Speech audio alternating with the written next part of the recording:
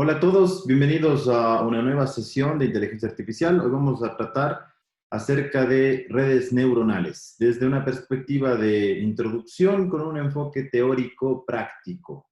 Permítanme compartir mis slides e intentaremos combinar esta introducción teórica en conjunto con demostraciones utilizando MATLAB como software de referencia. Es bien sabido que las redes neuronales permiten resolver variedad de problemas, entre los que destacan reconocimiento de patrones, predicción, optimización, asociación de memorias y control. Típicamente, las computadoras digitales sobrepasan el rendimiento del procesamiento que el cerebro humano actualmente tiene, o lo que nosotros ofrecemos como respuesta a ciertas características específicas de solución a problemas. Sin embargo, a pesar de que son mucho más eficientes en lo que a procesamiento en velocidad se refiere, eh, el cerebro humano, en comparación con la arquitectura de las computadoras von Neumann, por ejemplo, tiene millones de procesadores paralelos, que potencialmente son las neuronas, que permiten resolver en fracciones de segundos operaciones muy complejas, como por ejemplo reconocer el rostro de una persona. Desde la perspectiva de comparación, por ejemplo, la arquitectura clásica de computadores, en lo que a memoria se refiere, está separada del procesador, se encuentra localizada y típicamente no tiene contenido direccionable. En cambio, los sistemas biológicos neuronales están integrados al procesador o al sistema de procesamiento a través de electroconectores y señales bioeléctricas, tiene procesamiento distribuido y el contenido es direccionable. Típicamente tenemos, al menos se menciona que la memoria humana está bastante relacionada a lo que se conoce como sinapsis en redes neuronales biológicas. Entre las áreas de aplicación de las redes neuronales se encuentran muchísimas más de las que aquí mencionamos. No obstante, en lo que a reconocimiento de patrones se refiere, la idea es, a través de alguna separación lineal, no lineal o mucho más compleja, detectar características en señales. Esto es bastante utilizado para clasificación de señales biológicas, como señales musculares, señales cerebrales, las ESG, las musculares, las EMG, o clasificación de señales de otro tipo de característica que tenga de igual forma la estructura de una serie de tiempo, por ejemplo, el dato proveniente de acelerómetros, con propósitos de identificar fallas a través de la caracterización particular de alguna característica de la señal en lo que a una falla se refiera. Vamos a trabajar sobre un ejemplo de este estilo más adelante. Luego tenemos operaciones de clusterización. Esto forma parte de algún enfoque tradicional también que se llama vecinos próximos y sirve para detectar clases.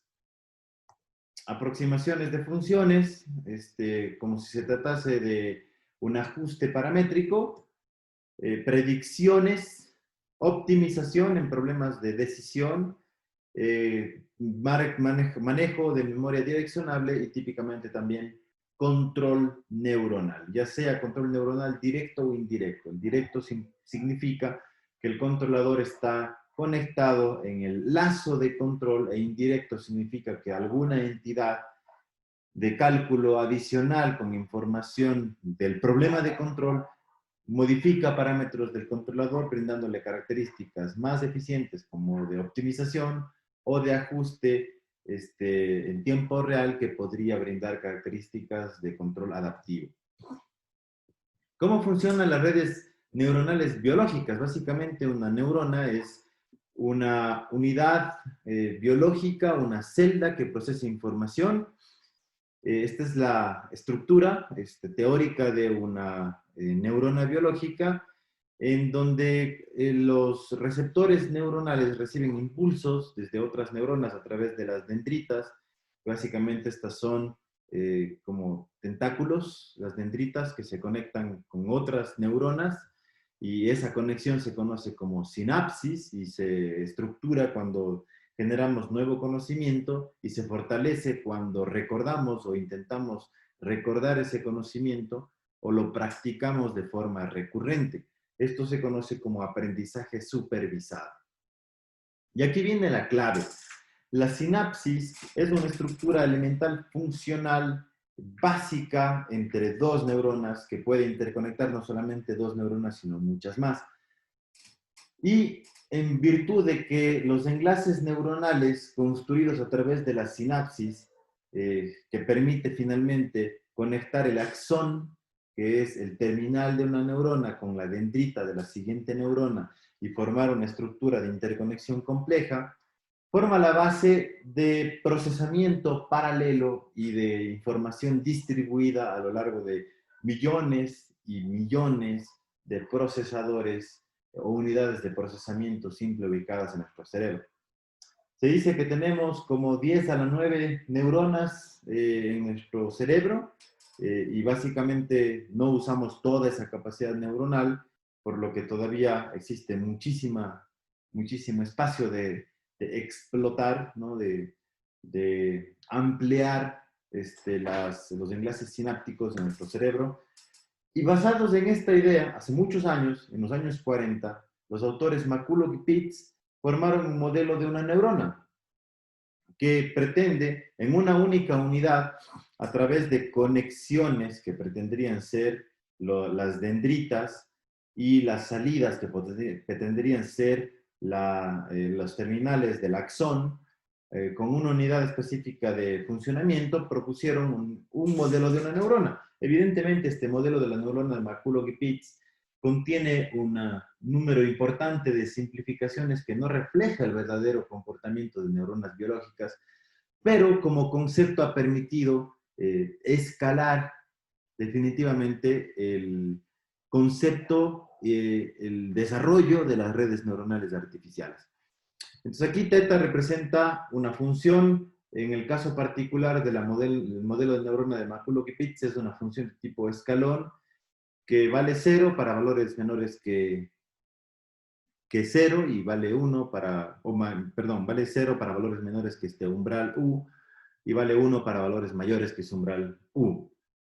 Algo que típicamente se hace desde la redacción en formato vectorial de esta arquitectura de la neurona de McCulloch y Pitts es considerar este bias o este desplazamiento como un peso, W sub 0, como el primer peso de entrada a la red neuronal, y la entrada siempre anclada a un valor de 1. Esta analogía cruda de la neurona biológica con este modelo matemático simple, como ven, pretende generar las conexiones e interconexiones que modela el axón y las dendritas, las conexiones o los pesos de estos conexiones de las entradas X1 con la unidad de procesamiento de la neurona, de la celda o el núcleo de la neurona, representaría la sinapsis o la conexión sináptica, y la función de umbral se aproxima a la actividad que se genera en el soma o en el núcleo de la neurona. Muy bien. Luego es posible generalizar este modelo de la neurona no únicamente utilizando una función de tipo escalón, que es la primera o corresponde a la primera aproximación que generaron McCulloch y Pitts en los años 40, más bien más adelante muchos autores más tomando esta idea e entendiendo el concepto de las neuronas como red, pretendieron o han estudiado ampliamente otras funciones que permitan generar mayor flexibilidad en el procesamiento y en los algoritmos de entrenamiento de sistemas neuronales. Las funciones que clásicamente se han usado son lineales, sigmoidales, tangenciales, tangsigmoidales, subplus y senoidales.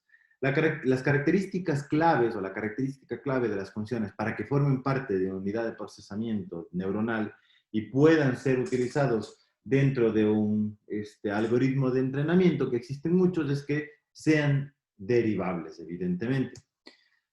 Por mucho, la función más frecuentemente utilizada en aplicaciones de redes neuronales artificiales corresponde a la función sigmoidal. que tiene esta forma de aquí, y bueno, pues, clásicamente se le conoce también como función de planificación o de producción, planificación de producción en ingeniería industrial. A propósito de eso, también tiene la forma de subida o elevación en las pandemias, ¿no? Hasta cuando se regula o se estabiliza una pandemia en tasa de crecimiento. Las arquitecturas de las redes neuronales se pueden ver de manera específica, amplia, como gráficos dirigidos con interconexiones sopesadas y diferentes pesos, ¿no? En cada interconexión de un punto de procesamiento con los que siguen o con los nodos, que serían las salidas de las neuronas y las entradas de la siguiente neurona en este caso. Basado en este patrón de conexiones o arquitectura, se pueden agrupar las redes neuronales típicamente en dos categorías. Redes neuronales antealimentadas, en las que como característica no existen lazos dentro del gráfico, y redes neuronales recurrentes o retroalimentadas, que como característica general presentan potencialmente lazos de retroalimentación o conexiones retroalimentadas en la arquitectura. Dentro de estas dos clasificaciones ampliamente o grandes, las antealimentadas y recurrentes, tenemos un perceptrón como unidad de procesamiento neuronal, el más simple, que lo vamos a ver en un momento más, el perceptrón multicapa, que presenta una variación, el perceptrón de una sola capa, funciones radiales básicas, y las redes recurrentes, redes competitivas de Kohanen, Hopfield y redes ART o modelos ART. En el caso particular de esta sesión, nos vamos a enfocar en redes neuronales antealimentadas y principalmente en el perceptrón multicapa, que por mucho, al menos para aplicaciones prácticas, corresponde a la arquitectura más ampliamente utilizada para clasificación de patrones, típicamente, y tomar decisiones, y también ajuste paramétrico de funciones. El proceso de aprendizaje corresponde a un problema en el que se requiere adaptar la arquitectura de la red, básicamente los pesos que interconectan una unidad de procesamiento, que es una neurona con la que sigue, de manera eficiente, de forma que se desarrolle una tarea específica. La red típicamente aprende los pesos de conexión a partir de patrones de entrenamiento. A esto se le conoce como aprendizaje supervisado. El rendimiento se mejora a través del tiempo, de manera iterativa, a través de la actualización de los pesos que conforman la arquitectura de la red neuronal. Las redes neuronales artificiales aprenden a partir de reglas subyacentes del entrenamiento, como relaciones de entrada y salida, en las que clásicamente se minimiza algún índice o algún parámetro específico. Por lo que las redes neuronales como arquitectura corresponden a una arquitectura optimizada, a partir de la selección, evidentemente, de una arquitectura. Existen clásicamente tres paradigmas de aprendizaje. El aprendizaje supervisado, en el que es importante proveer a la red, a la arquitectura, la salida correspondiente a cada patrón de ingreso.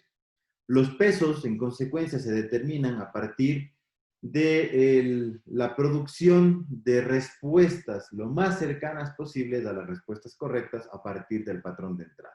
Y el ajuste en consecuencia de los pesos a través de algún algoritmo de entrenamiento o de aprendizaje. El segundo paradigma consiste en el aprendizaje no supervisado. En este caso, no necesariamente se requiere asociar para cada entrada o cada patrón de entrada en el conjunto de entrenamiento una salida. Más bien, este algoritmo o esta técnica de aprendizaje explora en la estructura subyacente de los datos patrones o la correlación que existe entre los patrones de aprendizaje, reorganiza las categorías y a través de esta clasificación estadística genera un nuevo esquema de aprendizaje. Para el caso particular de esta sesión, vamos a trabajar únicamente con algoritmos de aprendizaje supervisado. Y el tercer enfoque corresponde al enfoque híbrido que combina las dos técnicas anteriores. Los algoritmos de entrenamiento, en consecuencia, básicamente se basan en 4 reglas. La primera regla corresponde a la corrección de un error o del error, en el que típicamente se mide la diferencia entre la salida deseada y lo que la red neuronal predice o obtiene como salida, y ajusta los pesos o la arquitectura de la red neuronal a partir de la minimización de este índice de desempeño. La segunda opción corresponde al enfoque de Boltzmann o la regla de Boltzmann. Típicamente esto se utiliza en redes recurrentes simétricas, que presentan más, menos 1, más 1 para el estado de encendido y menos 1 para el estado de apagado, que varía en el caso de un perceptrón con 0 y 1 para también la función escalón. En este caso, cada neurona corresponde a una unidad de procesamiento estocástico que reacciona de acuerdo a la mecánica estadística de Boltzmann. El objetivo de esta estrategia de aprendizaje es adaptar los pesos de conexión de manera que los estados visibles, porque tienen estados también que no son visibles u ocultos, satisfaga una distribución de probabilidad deseada utilizando métodos de Monte Carlo. El tercer enfoque es el de Hebbian. Si las neuronas de los dos lados tienen sinapsis activa y se sincronizan de forma repetitiva, se busca cuál de las sinapsis se incrementa esta sinapsis, vaya, más bien dicho, matemáticamente es como buscar el óptimo de una función a través del gradiente, ¿no? Escalando hacia el gradiente máximo, a través de esta regla sencilla que se muestra aquí. Y la última, o el último enfoque corresponde al aprendizaje competitivo, en el que se propone procesar todas las unidades como si se tratase, todas las neuronas como si se tratasen unidades de salida, mirando cuál es el que tiene la conexión sináptica más grande o más fuerte. De manera que apuntamos hacia esa conexión sináptica, eliminando todo el resto. Este fenómeno se conoce como el ganador toma todo, y evidentemente fortalecemos el enlace sináptico que tiene más posibilidad de contener información precisa o de converger más rápidamente hacia una arquitectura que devuelva un desempeño específico. Existen muchos algoritmos de aprendizaje, cada uno de ellos típicamente también relacionados a ciertas características o ciertas tareas específicas, como por ejemplo el clásico enfoque supervisado de corrección del error, que se utiliza o se propone con el algoritmo de la propagación del error hacia atrás o el backpropagation, que se utiliza para clasificación de patrones, aproximación de funciones, control predictivo, entre otras cosas, y hoy trabajaremos ampliamente con esta ruta.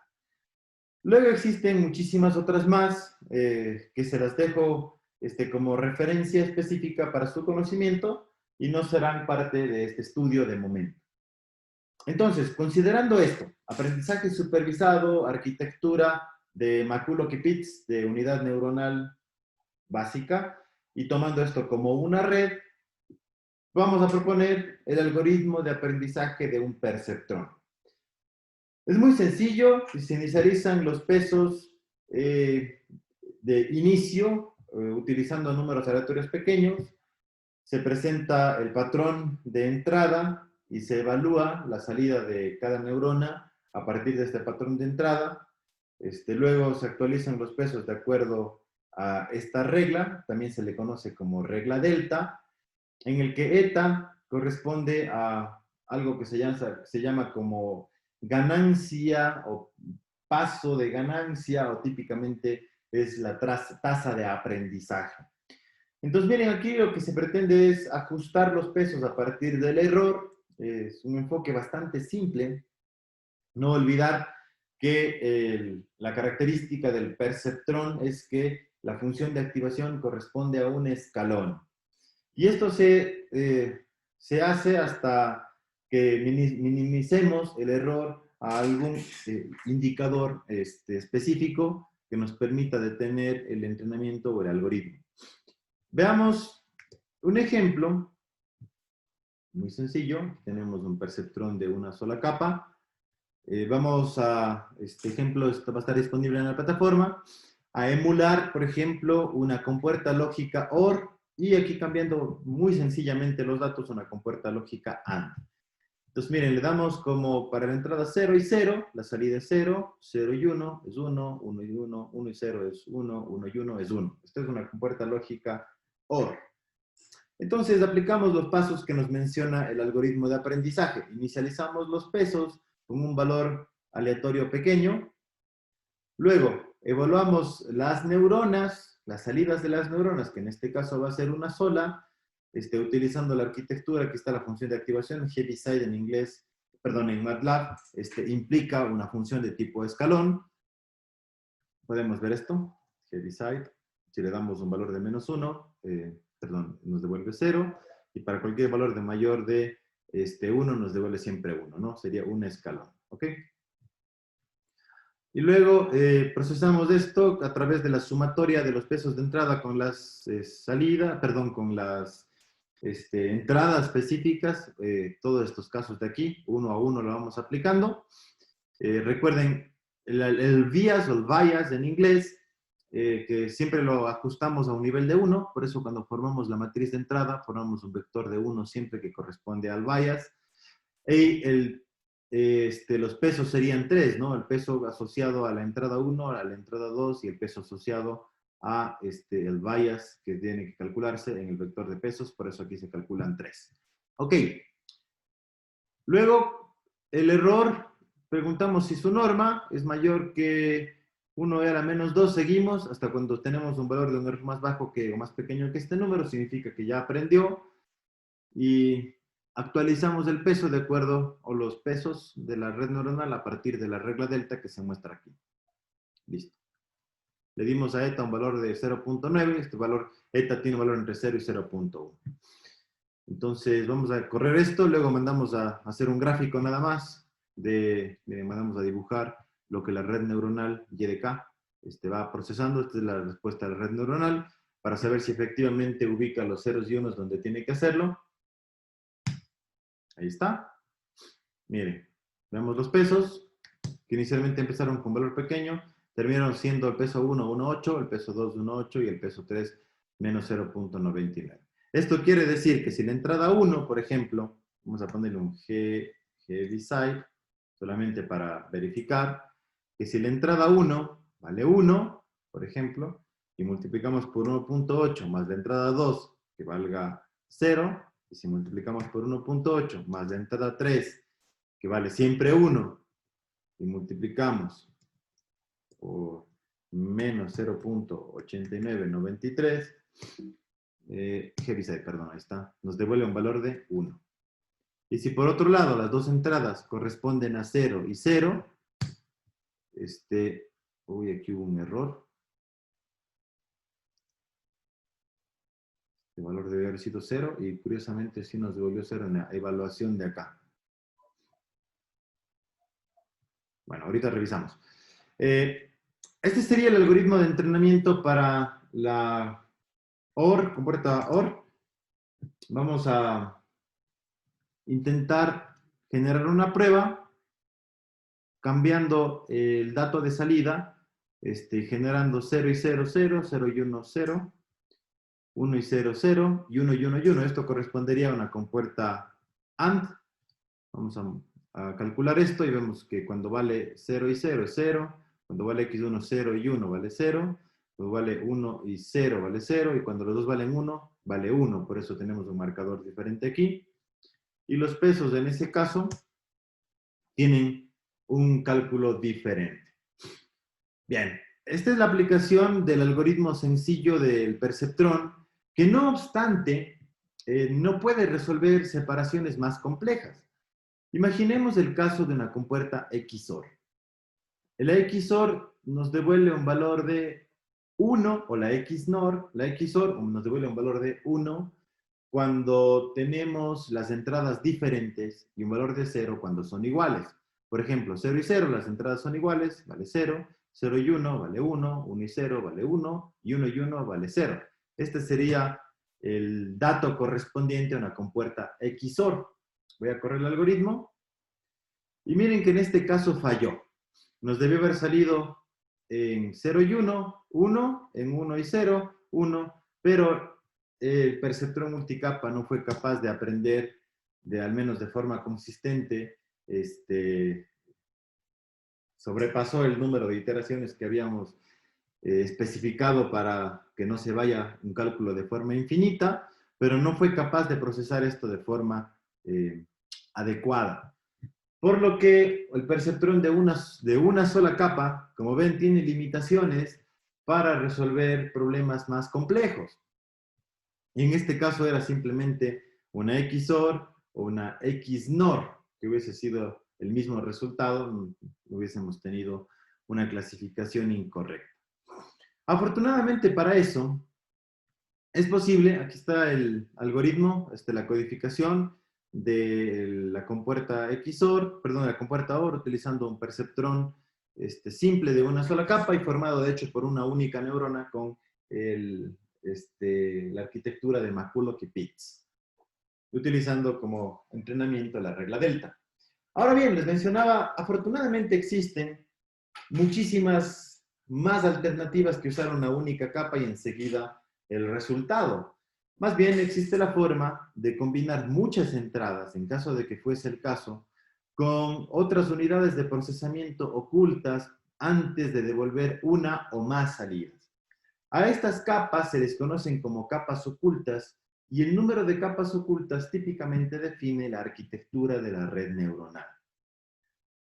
La clase de red neuronal multicapa más popular es típicamente la arquitectura formada por redes antialimentadas, es decir, no tiene lazos de retroalimentación, que típicamente corresponden a perceptrones multicapa, no necesariamente con la función de activación escalón, sino una función sigmoidal,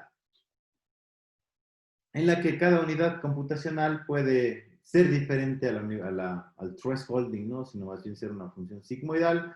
Los perceptrones multicapa pueden de forma arbitraria tomar decisiones con fronteras complejas y representar cualquier función booleana, que no sería la única limitación, sino más bien una de las posibles soluciones, pero se puede ampliar claramente la aplicación de un perceptrón multicapa a algo muchísimo más complejo, para lo cual se ha desarrollado el algoritmo de aprendizaje de la retropropagación del error, o de backpropagation, que permite determinar los pesos de la arquitectura de un perceptrón multicapa. Existen muchos más algoritmos de entrenamiento muy bien desarrollados también, que parten como inspiración el algoritmo de backpropagation. Este algoritmo mismo tiene como inspiración también la regla delta, escalada a una arquitectura mucho más amplia. Dentro de esta arquitectura, al menos para entender el algoritmo del backpropagation, que no lo vamos a implementar en codificación, sino directamente usaremos el algoritmo o el toolkit de redes neuronales de MATLAB, pero mínimamente vamos a entender esto. Miren, aquí tenemos desde la entrada X1 hasta la entrada XQ, luego tenemos una capa, dos capas, tres capas. No se contabiliza la capa de entrada como una capa, sino, por ejemplo, aquí tendríamos una capa oculta, dos capas ocultas y la capa de salida, que sería una red neuronal de tres capas. En cada caso, el superíndice corresponde a los pesos de la capa correspondiente. Y finalmente, los subíndices corresponden, por ejemplo, a la conexión de la neurona Q, que es la neurona de donde nace, el branch, y el subíndice siguiente, el I, correspondería hacia dónde conecta en este caso, ¿no? Esta sería la neurona número 1 de la capa número 1. Aquí, por ejemplo, sería la neurona número 2 de la capa número 1, y esta sería la forma en la que generamos nomenclatura. El algoritmo de backpropagation minimiza o optimiza este índice, que es el error que corresponde a la norma del vector de salida calculado por la red neuronal con el vector de targets deseados. Una arquitectura multicapa permite hacer o generar fronteras de clasificación mucho más complejos. Por ejemplo, el caso anterior en el que usamos un perceptrón de una sola capa, vieron, fuimos capaces de hacer clasificación como una OR exclusiva de esta forma, pero una XOR ya nos dio problemas. Con un semiplano fue posible hacer una clasificación lineal. Si utilizamos clases, tendríamos problemas cuando existe solapamiento de este estilo, pero utilizar estructuras más complejas, como una arquitectura de 2 capas, por ejemplo, permitiría claramente lograr una clasificación de una XOR, cosa que no fue posible en el ejemplo pasado. Y miren, aquí tener un plano o un corte de 2 planos mínimamente, que ya genera una región distinta, pero todavía con algún solapamiento que permitiría o generaría alguna dificultad en el cálculo. Pero si escalamos, por ejemplo, en la arquitectura de una red neuronal de 3 capas, por supuesto, miren, aquí se vuelve muchísimo más compleja la separación, porque se pueden ya utilizar más de 2, serían 3 o hasta 4 hiperplanos que formarían las regiones en las que se ubican las zonas de clasificación de patrones o de clases. Esto es muy importante considerar cuando seleccionemos la arquitectura de una red neuronal. Muy bien. De propósito general, el algoritmo de la retropropagación del error o de cultura general se inspira en la regla delta, por eso se llama delta aquí. Básicamente lo que hace es optimizar la salida en función de la predicción total, propagando toda la información por la red neuronal, y luego retropropaga este error hacia las capas previas, de manera que se haga un ajuste regresivo de los pesos, y esto recurrentemente hasta cuando seamos capaces de minimizar el indicador del error que habíamos presentado aquí hasta un valor aceptable o sobrepasemos el número máximo de iteraciones que habremos definido en el algoritmo. Con estos elementos vamos a clasificar, aquí tenemos una XOR, una función XOR. Miren, claramente aquí es posible realizar una clasificación. Vamos a utilizar una de las 2 funciones, el NN-Tool y el NF-Tool. En los 2 casos las exploraremos como herramientas de redes neuronales. Permítanme mostrarles, vamos a resolver el problema de la red neuronal aplicada a una clasificación de una XOR. Entonces, para esto, primero formemos el dato de entrada, ¿no? Veamos qué es X1 y veamos qué es X2. Sería correspondiente esto a una compuerta lógica de 2 entradas. No es excluyente que tengamos que hacerlo solo para 2 entradas, podemos hacer para múltiples entradas más. Entonces formamos la matriz de entrenamiento con las 2 entradas, ahí está. Y el target o la salida, evidentemente, si vamos a hacer una XOR o una XNOR, si hagamos una XOR, en ese caso de manera similar a hace rato, sería 1 cuando las entradas son diferentes. Es decir, en este caso 0 y 0 son iguales, tenemos 0. 0 y 1 son diferentes, tenemos 1. 1 y 0 son diferentes, tenemos 1. Y 1 y 1 son iguales, tenemos 0. Bien. Existe la herramienta NN-Tool, que significa Neural Network Tool. Esta es la opción que clásicamente se puede utilizar de manera amplia para seleccionar muchísimas arquitecturas de redes neuronales. Vamos a mirar el uso de esta herramienta hasta la mitad y luego vamos a ir por una herramienta más sencilla. Pero básicamente aquí la forma en la que lo usamos es importamos. Primero vamos con los datos de entrada. Esa la grabamos en esta matriz X. Vamos a importar. Luego el target data, los datos perdón, aquí le ponemos OK. Vamos al target data, que sería este T. ¿Listo? No tenemos más información, ya está esta arquitectura. Aquí le ponemos new. Este se va a llamar, pongámosle net1, por ejemplo. Y elegimos el tipo de red neuronal.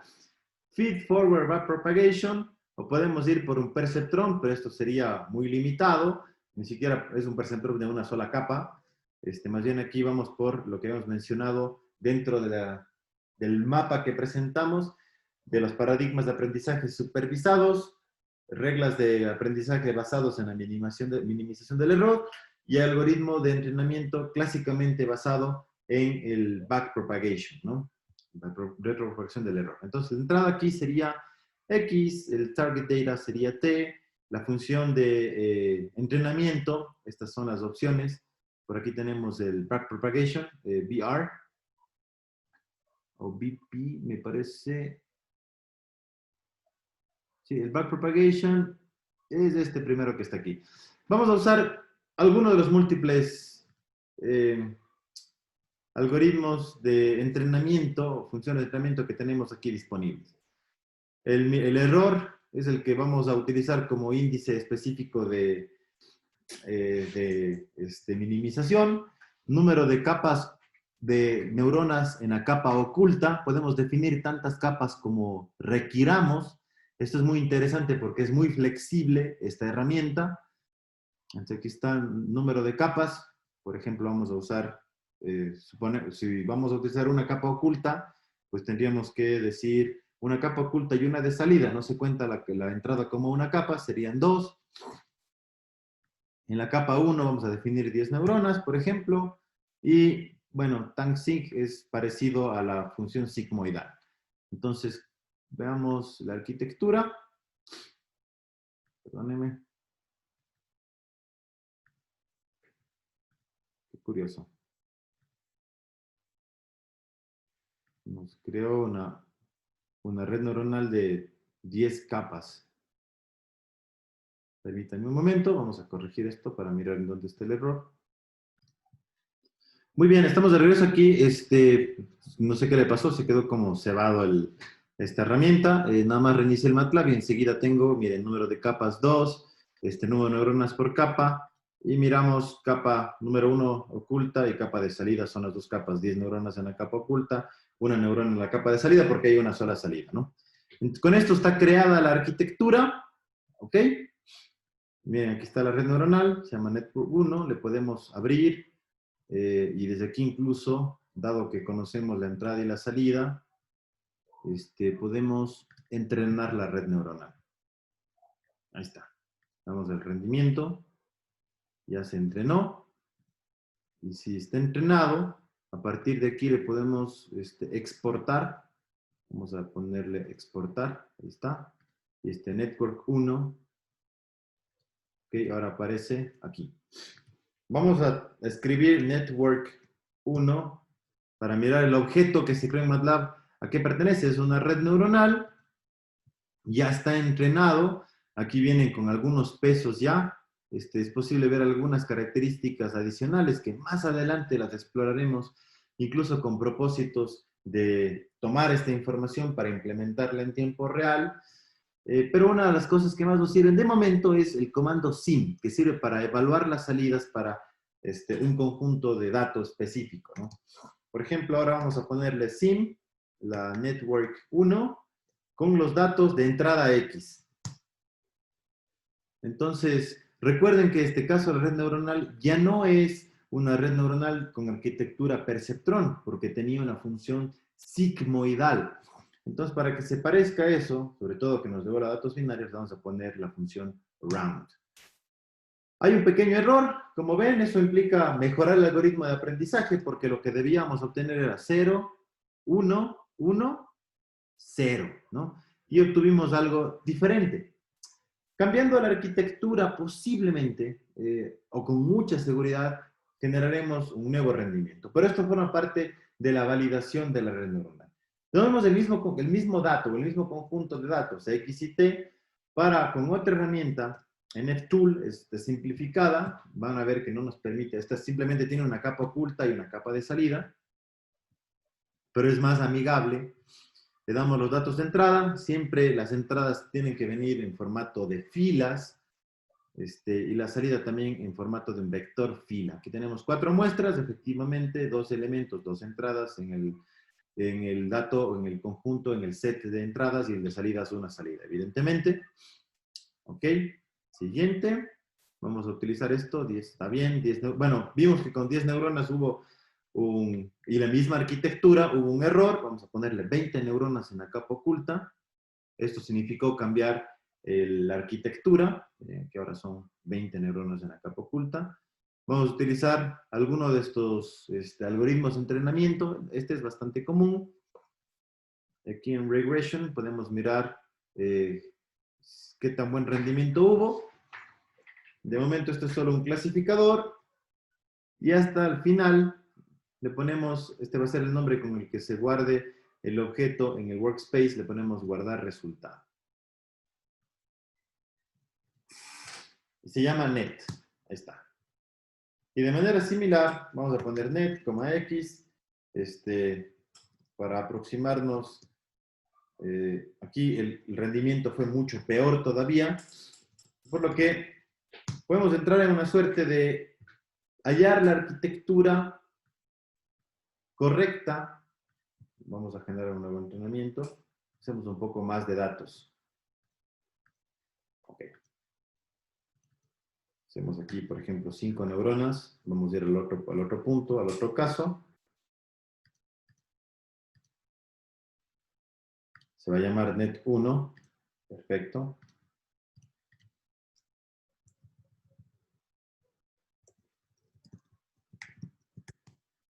Ahora sí, miren, esta red neuronal número 1 que tenía 5 neuronas nada más, que es otra arquitectura, no funcionó con 10 neuronas en la capa oculta, tampoco con 20, sino con 5 neuronas en la capa oculta obtuvimos el mismo resultado que el entrenamiento. Esto sí que es lo que buscábamos y hemos logrado una clasificación XOR. Ahora bien, no solamente sirve para aspectos como estos. Evidentemente las redes neuronales nos permiten aplicaciones mucho más complejas, como el curve fitting o el ajuste paramétrico de funciones o curvas, detección de patrones. Aquí vamos a utilizar en una imagen la firma de una imagen para, a través del procesamiento de la firma, con un entrenamiento previo, evidentemente, de una red neuronal, decidir si se trata de un círculo, de un cuadrado, de un rectángulo o un hexágono. Veamos estos ejemplos rápidamente. Supongamos, voy a borrar esto, que pretendemos aprender la función x igual a y igual a x al cuadrado, ¿no? Y igual a x al cuadrado. Perfecto. Si miramos la función, nada extraño, nada más sería eso. Pretendemos aprender esta función utilizando redes neuronales. Perfecto. Ya tenemos el vector de entrada y el de salida. Entonces, eso es lo que pretendemos aprender. Nada más que irnos al NFTool.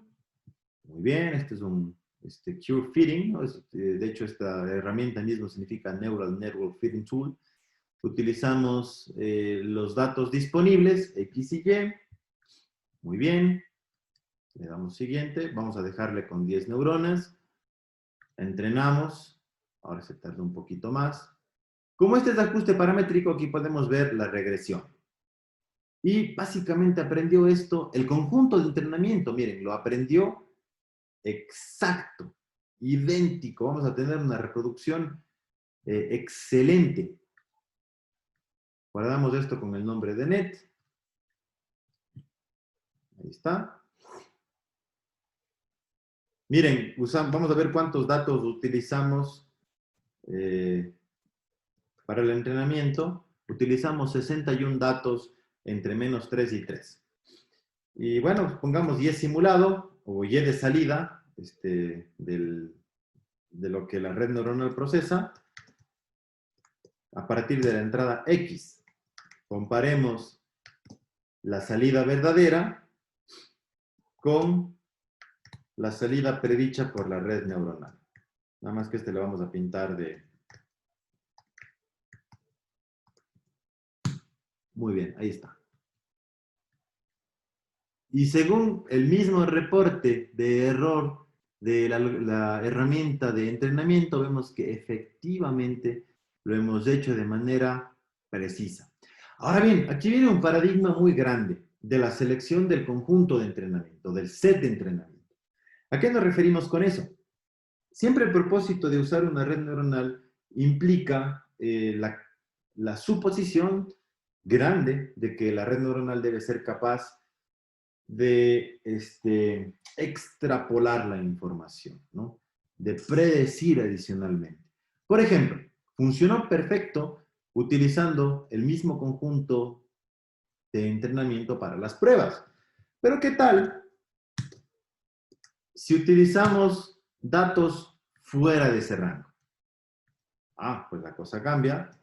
Hagamos un cálculo para el valor que deberíamos obtener y, por supuesto, recalculamos esto con lo que la red neuronal aprendió. Muy bien. Entonces, ok, vamos a hacer otro plot. Lo mismo. Miren. Entre menos 3 y 3, esto funciona muy bien, pero fuera de esto la generalización cambia. Y cambia de forma importante. ¿A qué me refiero con esto? Ok, miren, aquí es posible que si pedimos que la red neuronal nos indique cuál es el valor entre 2 y 3, posiblemente nos da un valor muy cercano a este, porque le dimos mucha información entre menos 3 y 3, y eso lo aprendió bien, pero hizo un overfitting, ¿no? Un sobreentrenamiento sobre el conjunto de entrenamiento, y eso permite que la red neuronal no generalice de forma importante, o no sea buena para propósitos de generalización. ¿Qué es lo que se hace? Hay que elegir de mejor forma el conjunto de entrenamiento. Por ejemplo, si sabemos que vamos a tener que usar información por fuera de menos 5 y 5 y permitirle generalizar, incluso, hagamos esto, vamos a darle menos datos de entrenamiento, por ejemplo, vamos a darle cada uno, entre menos 5 y 5, nada más 11 datos. Voy a darle un poquito más de datos, como que es muy poquito. Vamos de 0.5. 21 datos. Menos datos, pero esto está en un conjunto más amplio, ¿no? Esto es lo que pretendemos aprender. Vamos a ver que el resultado es distinto. Ya va a tener un error de ajuste un poquito más grande. Vamos a conservar esta misma arquitectura, entrenamos todo igual. Nada más que ya no tenemos un ajuste del 100%. Miren, 0.9998, que igual sigue siendo muchísimo, muy alto. Pero esta vez vamos a evaluar, net 1 se llama ahora, ¿no? La capacidad de generalización sobre los datos. Entonces, pongamos aquí igualmente el YESIM. Ok, un plot. Perdón, pero es net 1, ¿no? Me disculpa. Está, ahora sí. Listo. Ok. Sigue la tendencia. No obstante, podemos ver que algún punto o algunos puntos no están exactamente sobre la curva que pretendemos seguir. Sin embargo, están cerca, bastante cerca. Esto, a pesar de la pérdida de precisión sobre el conjunto de entrenamiento, implica una mayor generalización. Es más, podríamos ampliar aquí esto un poco, por ejemplo, entre menos 6 y 6, calcular el valor verdadero,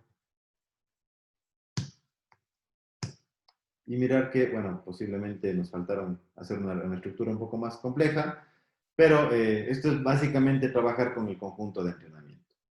Este es un segundo ejemplo, diferente a lo clásico que puede ser un perceptrón multicapa, que sería aprender cualquier función de compuerta lógica. También aquí tenemos un ajuste de curvas o de funciones paramétricas, ¿no?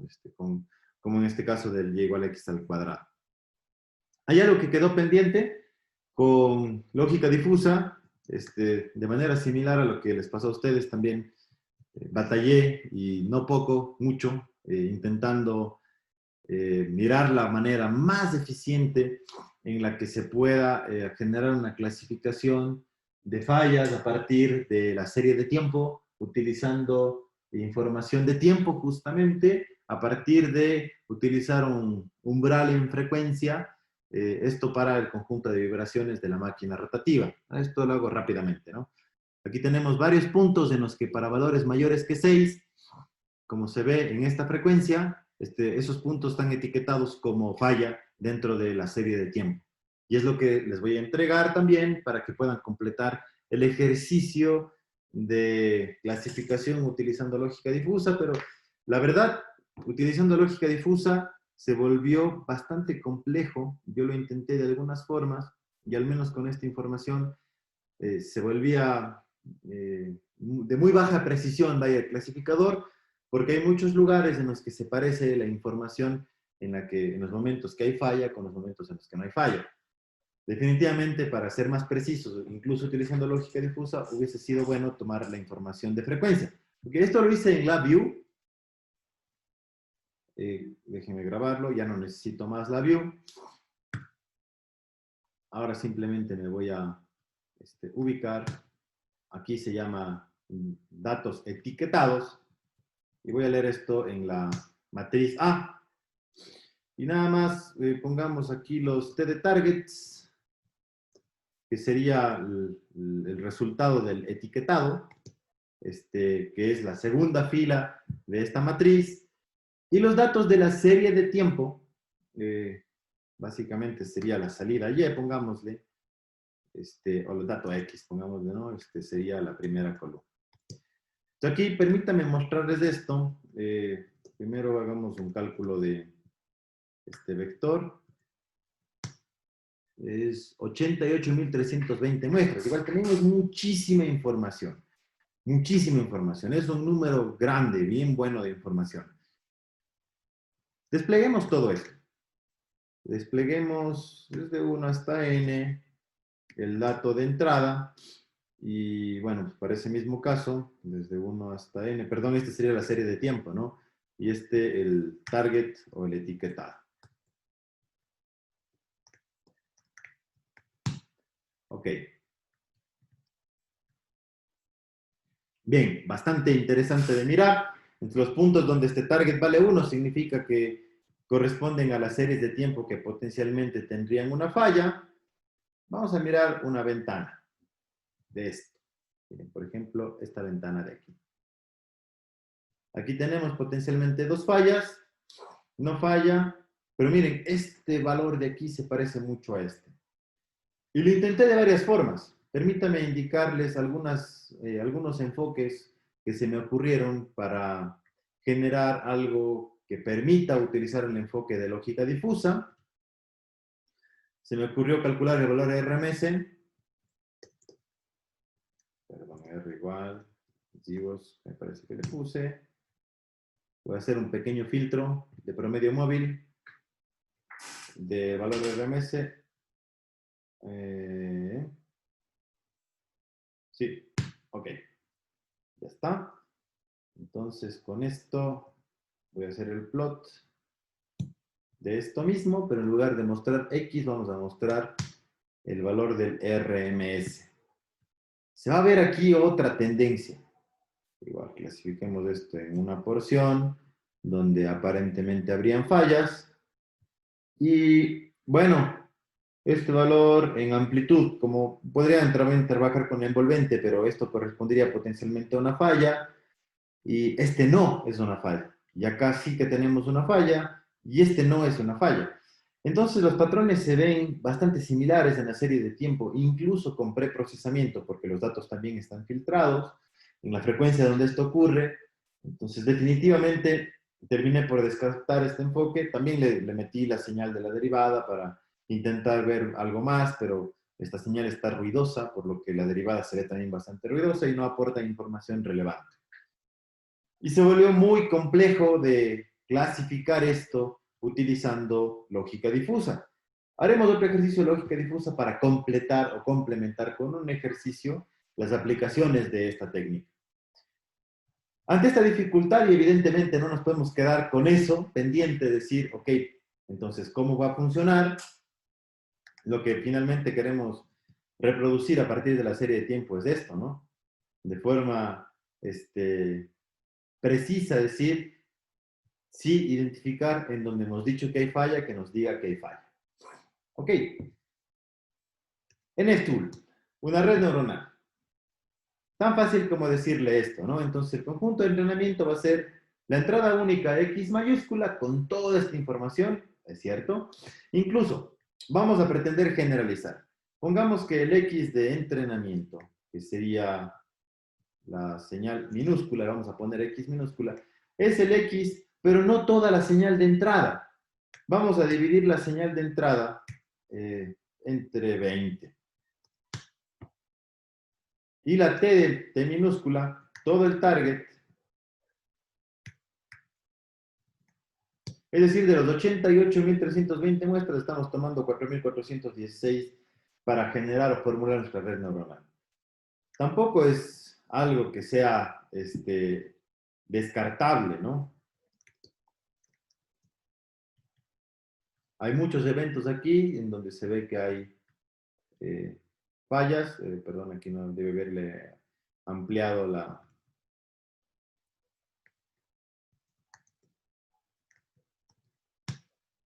Tal vez dice, pero me faltó el hold on, perdón.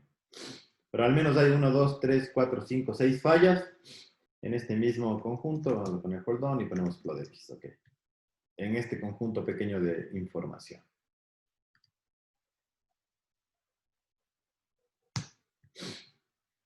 Ahí está. 1, 2, 3, 4, 5, 6 fallas. Y eso es lo que vamos a ingresar a la red neuronal. Incluso es una porción es un veinteavo, el 5% de toda la información disponible con la que podríamos formar o pretendemos formar una red neuronal. Okay, ahora sí vamos al NFTool. Tomamos el X minúscula como dato de entrada, el T minúscula como el target, y vamos a aprender eso. Esa serie de tiempo, así como viene. Entonces, vamos a dejarle ahí, entrenamos esto. Hay un rendimiento bastante bajo, posiblemente sea por la arquitectura.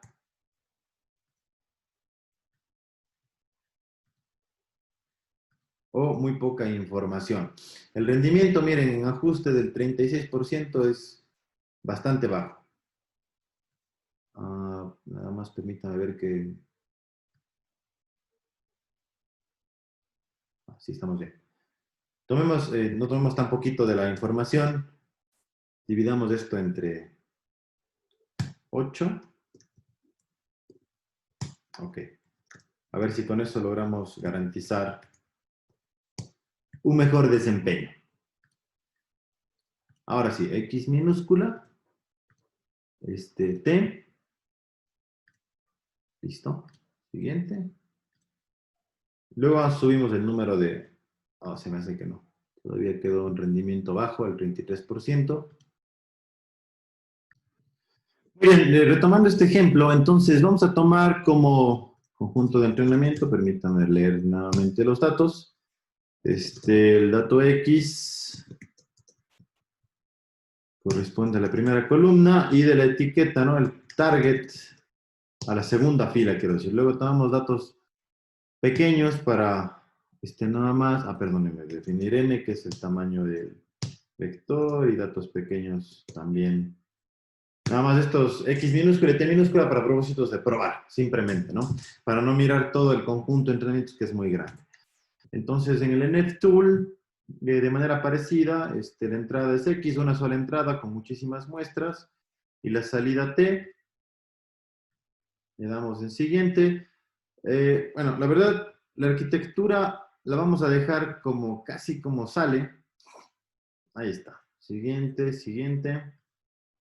Guardamos los resultados. Finish.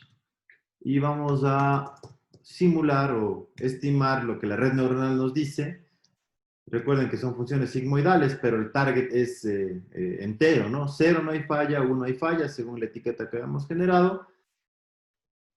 Y aquí ponemos entonces sim, net, con el X minúscula, que es un conjunto pequeño de datos de todo el conjunto de entrenamientos mayor. Entonces, hacemos un plot de los datos verdaderos o de lo que debería salir, y otro plot del tsim. Vamos a dibujarlo así como una circunferencia. Mire. Entonces, donde debió haber detectado falla, aquí no detectó falla. Hay unos falsos positivos, pero definitivamente hay muchos aciertos en donde sí nos dice que hubo la existencia de falla en este conjunto de entrenamiento. También hay unos falsos negativos, que definitivamente esto se vuelve un tema de separabilidad por el asunto de que las series de tiempo se parecen, como hemos visto en los gráficos previos. Muy bien, y una aplicación más, este ejercicio ya lo tenía desarrollado. Es una red neuronal que lee unas imágenes. Aquí vamos a ver, lee la imagen.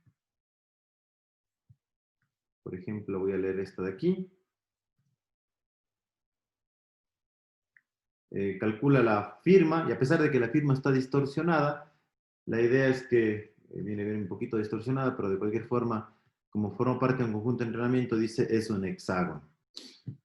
Voy a seleccionar otra figura, corriendo este mismo ejemplo. Esto se hizo utilizando definitivamente una red neuronal. En algunos casos se equivocará la red neuronal, pero miren, en este caso con esta firma, el entrenamiento también nos dice es un rectángulo, de forma automática toma la decisión, también que es una clasificación de patrones. Ha sido eficiente en clasificar un rectángulo, un hexágono, y ahora miren, un círculo. Voy a usar una imagen que no formó parte del conjunto de entrenamiento, que es un cuadrado.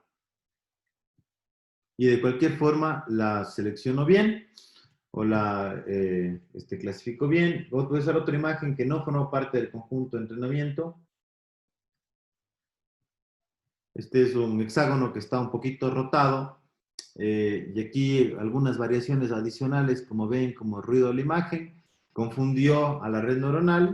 Esto se puede arreglar también modificando el conjunto de entrenamiento, les decía que es un cuadrado, pero como clasificador es bastante bueno también.